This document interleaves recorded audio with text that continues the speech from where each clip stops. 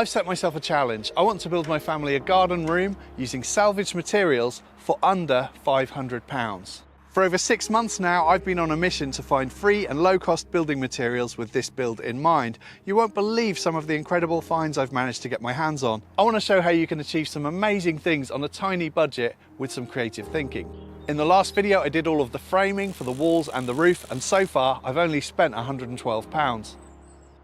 Right, the next job is to get the roof cladded, and a while back I managed to salvage lots of chipboard flooring along with loads of thin pieces of MDF. And the plan is to use that chipboard on the roof, but there are a couple of challenges. Let me show you what I mean.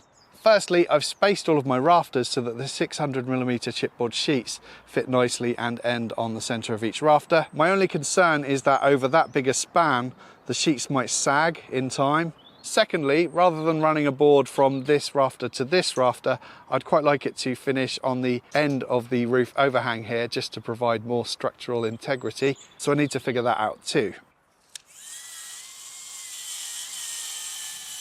I decided to run the boards at the end, perpendicular or 180 degrees to how I'll orient the rest of them, so that they span that overhang at the back. And to get around the potential sagging problem, I decided to mark up around the rafters on the underside and then glue and pin some of these salvaged roof battens underneath. These will never be seen, as the inside is still yet to be insulated and cladded, and the battens will help strengthen the chipboard. These boards are tongue and groove, so they just slot together nicely, and I secured them with 50mm framing nails. Now for the rest of these boards, they can be run in the opposite orientation. This job turned out to be more time consuming and fiddly than I imagined. Up and down ladders many times. A job like this would be much easier with 2 people.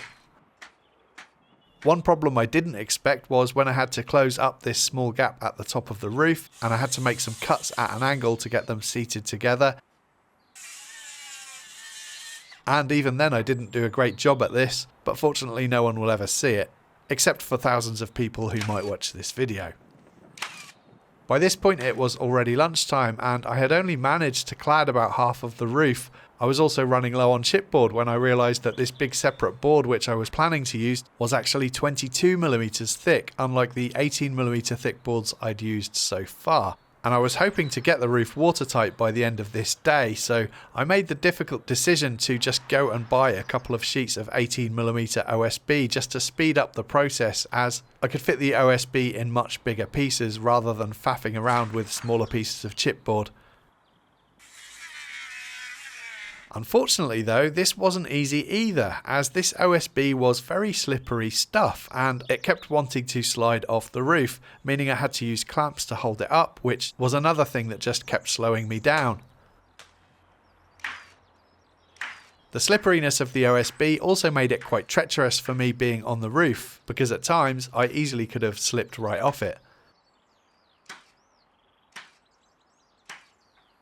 And as the last piece of OSB was lifted in place, I realised that this late in the afternoon, with the temperature quickly dropping, there wouldn't be enough time to get the roof covering on, because the adhesive I'll be using needs to be used above 5 degrees centigrade. So that would have to wait until the next day. I just had to hope it didn't rain overnight. Fortunately, it didn't, although the next day was very foggy and frosty, and I had to wait until the temperature rose before I could get started. Right, I'm starting to think about fitting the EPDM rubber now, and the temperature is 8 degrees, which means it's above 5 degrees, so it should be fine. And I've already run a sander just around any sharp edges on the roof. Before I do that though, I've noticed that I made a really stupid mistake when I fitted this last truss, because this bar here is meant to be on the other side. And so I got thinking about how I could possibly extend the roof a little more, but I think there's an easier solution, just to try and remove the bar and put it on the other side.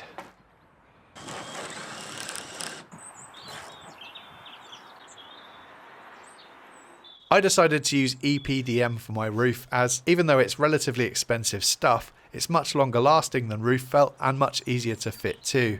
I did have some issues with the supplier that I used though. The rubber was damaged, 1 slit and 2 tiny pinholes, fortunately near the edges, so I should be able to cut them away. Secondly, this packing tape they used could not be peeled away from the rubber no matter how hard I tried. I really wasn't happy about this, so I complained, and this is the response I got. Anyway, I left the rubber outside to acclimatise.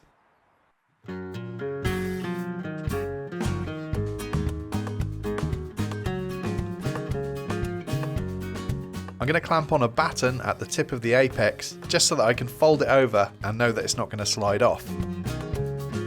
Then I brush away any dust. This tub of adhesive was left over from when I built my brother's shed last year, and it's more than half full, so my brother let me have it, saving me around £50 of the budget.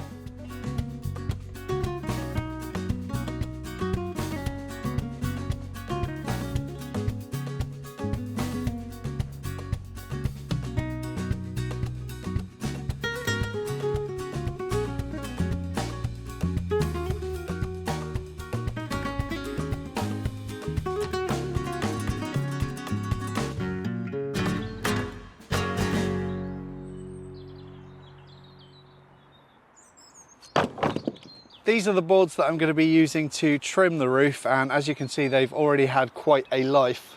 There are quite a few areas of rot, but these boards are 25mm thick and there's still plenty of good material here.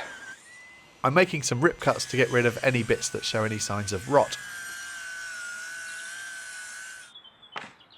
And I was left with just enough material to trim the edges of my roof, although I am going to have to join them, so I made a 45-degree cut where the boards will join together. And I have some of these roofing screws left over from a previous project. I'm using some black silicone just to keep the water out of the end grain. These boards are going to see a lot of water and UV damage, so I don't expect them to last forever, but I reckon I'll get at least another 10 years out of them before I need to replace them. I still need to trim the front and back of the roof, but first I decided to fit some of this breathable membrane to the walls, as we were expecting some rain in the evening, and this will help keep the inside dry. And I asked my lovely wife to give me a hand. There are markings on the membrane, which indicate how much to overlap the next layer.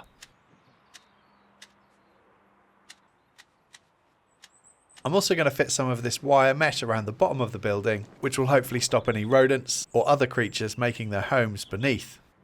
I ordered 6mm mesh but unfortunately received 12mm.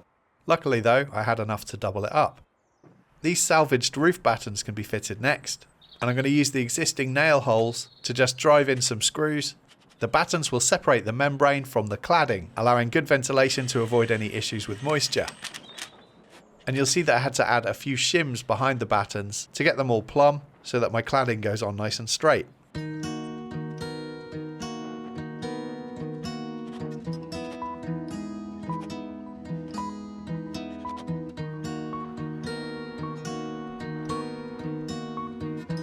Right, I need to get the front and back of the roof trimmed now, and unfortunately I've run out of those 1-inch thick pine boards, but what I do have are these salvaged decking boards.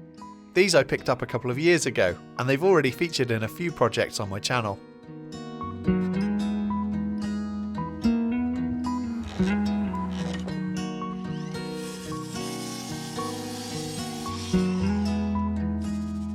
I'm washing them down with some bleachy water.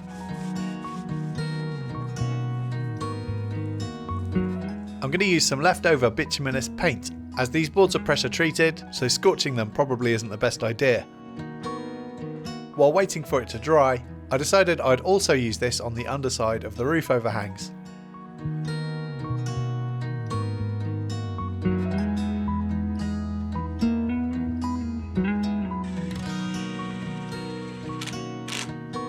And I used black silicone to fill any old screw holes.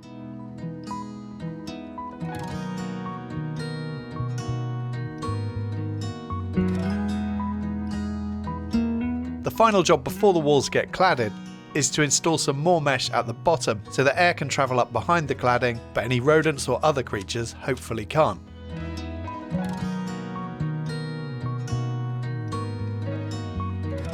The next episode in this series is available for early access on my Patreon and YouTube channel membership. There'll be links in the description box below. So that's the building mostly watertight apart from the opening at the front, but the roof overhang should keep things dry inside. Let's see how we're doing against the 500 budget, because it took quite a hit in this one. I spent a total of £230 on the OSB, the EPDM rubber, the breathable membrane and the mesh. Everything else was free or spare. And if I add that to everything else spent previously on this project, I'm left with a remaining budget of £158. And in the next video, I need to finish the outside of the structure with windows, doors and cladding.